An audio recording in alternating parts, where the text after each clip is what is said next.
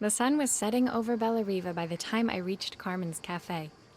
From the outside, it looked as quiet as ever, but inside, I found Carmen cleaning like her life depended on it. Maria! Oh, don't mind all of this. If Helena finds one speck of dust in here, I'll never hear the end of it. Carmen seemed pleased to see me, but I sensed the fidgeting tension beneath each sweep of her mop. Trying to live up to the standards of someone like Helena seemed like an impossible task. I hope you didn't mind fixing the camera for her. She was furious when it broke. I really need this to go well. If she doesn't lend me the money, I don't know how long I can keep this place going. Carmen led me to a back room, where she'd laid out the components of what looked like a neon sign. I had this made when I first opened the cafe, but I'm hopeless with electronics. So there was supposed to be a sign outside. This might explain the lack of customers. I'd like to put it up before Helena gets here. Can you give it a try?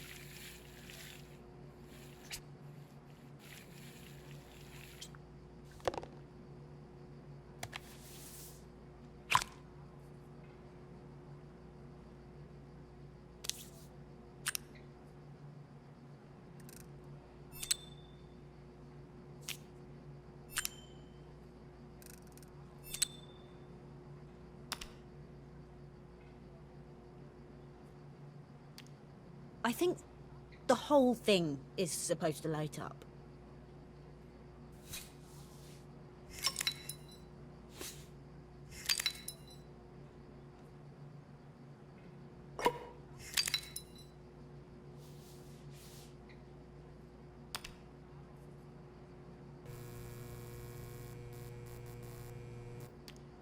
I don't know, it's a bit, flat. Maybe if it flashes, it'll really catch people's eye. Great idea. I think I have a spare part that could do that.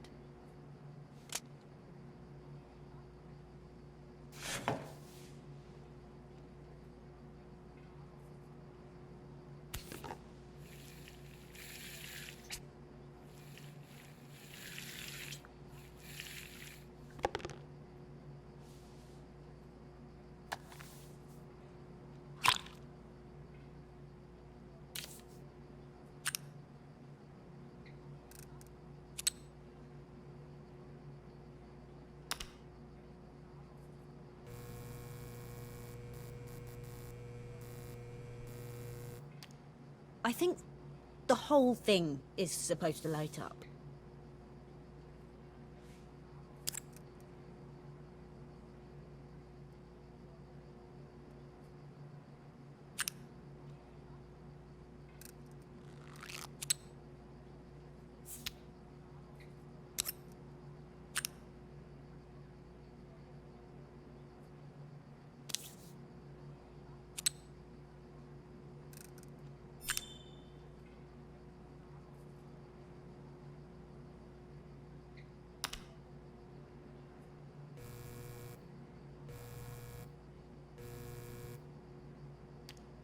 It still needs something else.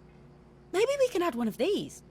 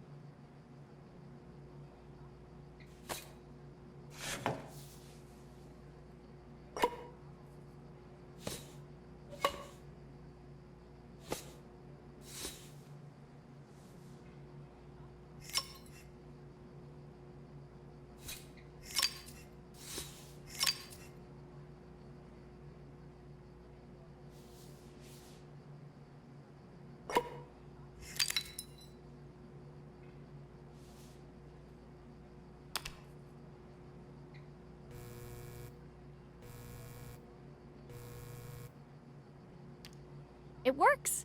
I'll screw everything together again and you'll be set.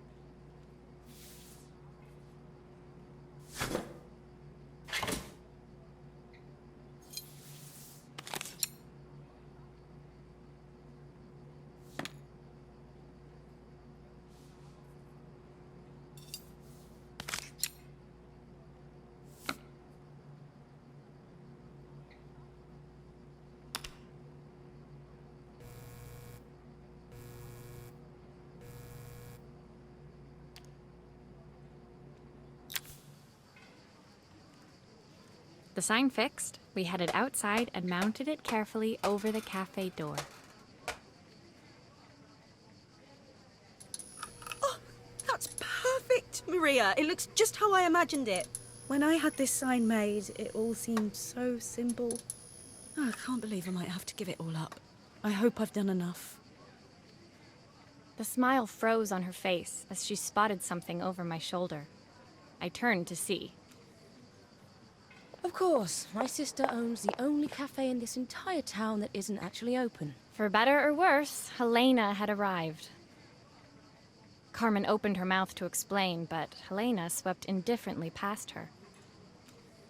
Finally pausing in the doorway, she turned back towards Carmen. The first thing we're doing is getting rid of that hideous sign. And with that, she disappeared inside. I hoped Carmen's chances of saving the cafe hadn't disappeared with her.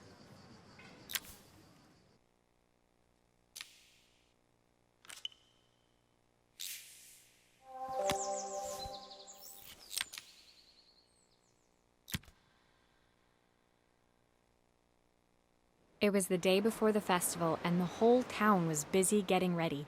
I had more work than I knew what to do with.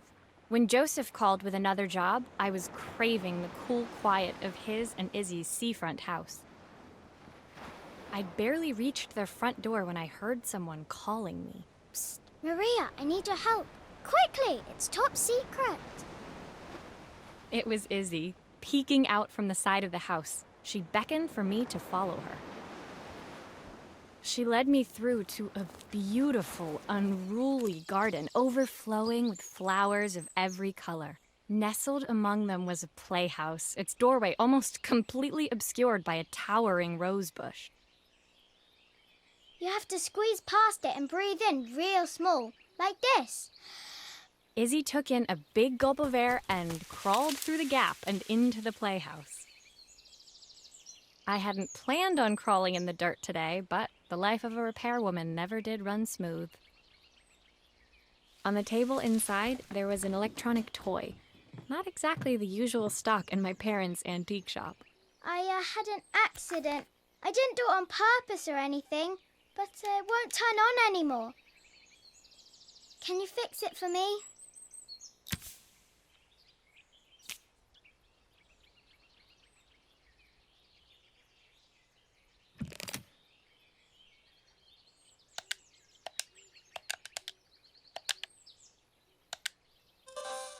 Why does it sound so scary? It wasn't like that before.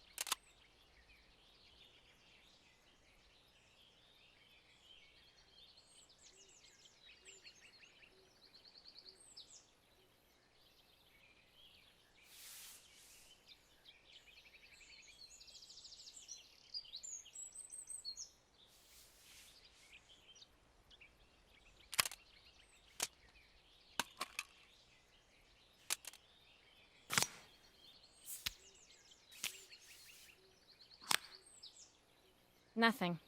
Maybe there's an issue with the battery.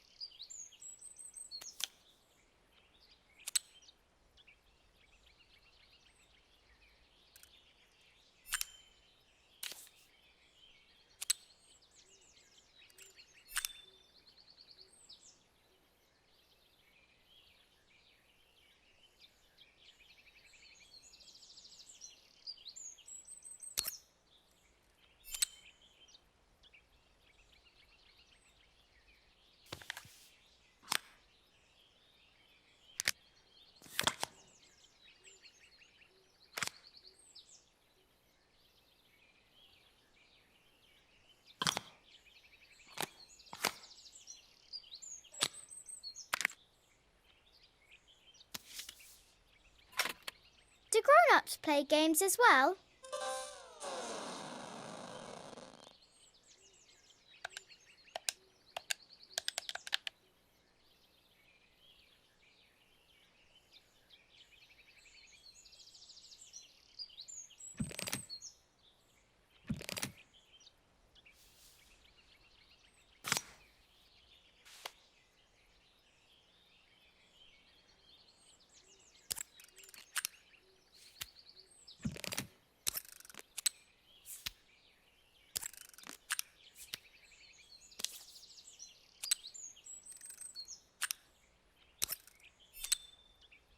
Looks like some of these wires aren't connecting correctly.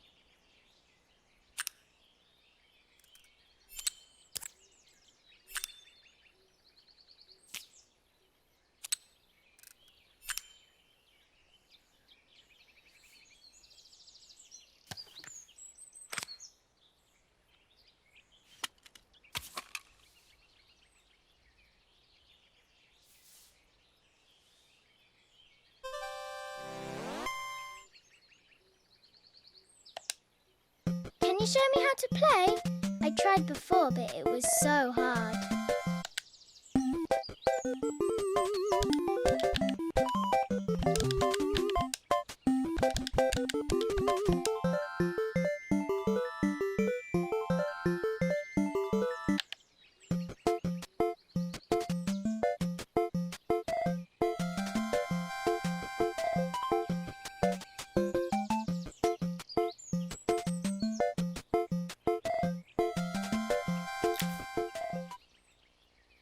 Her toy fixed, I watched Izzy retreat into its screen, taking refuge in a 3-inch world of her own.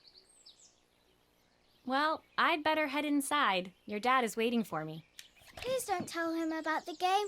He'll think I broke it on purpose. Why would he think that? Because, well, I kind of dropped it really hard at the wall. Izzy looked down, scuffing her shoes on the worn floor of the playhouse. My dad said I have to go to this stupid festival tomorrow and put on a stupid dress, and I don't want to. All he cares about is working. He never wants to see me unless it's for his job. I'm not going. He can't make me. With that, Izzy dove back through the rosebush and disappeared into the wilds of the garden. She was so young. She couldn't be expected to see that her dad was struggling too. It made me think, had I really tried hard enough to understand my parents' point of view? I was so focused on the adventures ahead of me, maybe I didn't care enough about leaving them behind.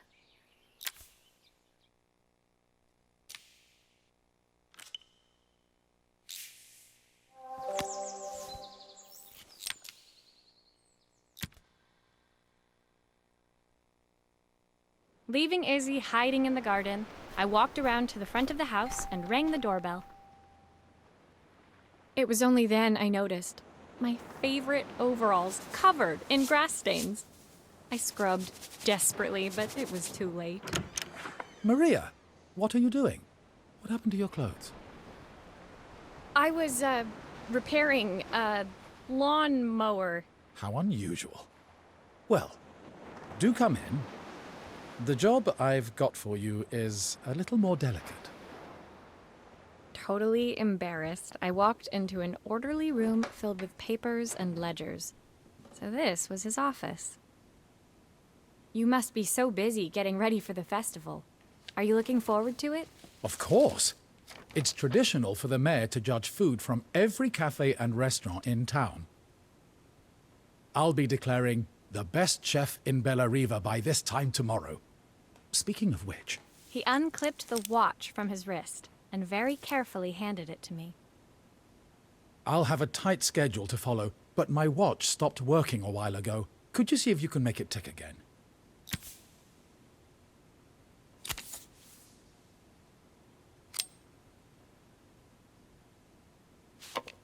Are you sure it will all fit back together?